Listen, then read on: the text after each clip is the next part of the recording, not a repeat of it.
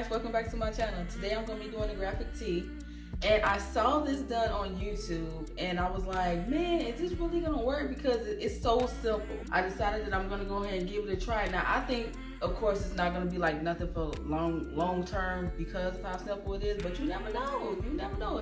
You know, you might come up on something today, so I don't know. So this is my first time trying it. I haven't tried it out, so I'm gonna go ahead and try it now, see how it works.